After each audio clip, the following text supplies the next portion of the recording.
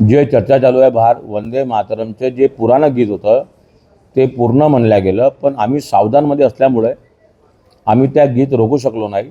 कारण का आताच काही दिवसा पहिले एक अपमान गीतामुळं आपल्या वंदे मातरम गीतमुळे झाला आहे, म्हणून आम्ही सावधानमुळे ते आम्ही गीत रोखू शकलो नाही. ते गीत पूर्ण होऊ दिलं.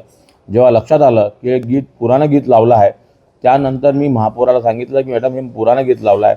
जे संसदेनं जे गीत नवीन गीत आपले वंदे मातरम जे मंजूर केलं आहे ते गीत या आपल्या महानगरपालिकेच्या हाऊसमध्ये लागलं पाहिजे होतं, पण ते लागलं नाही.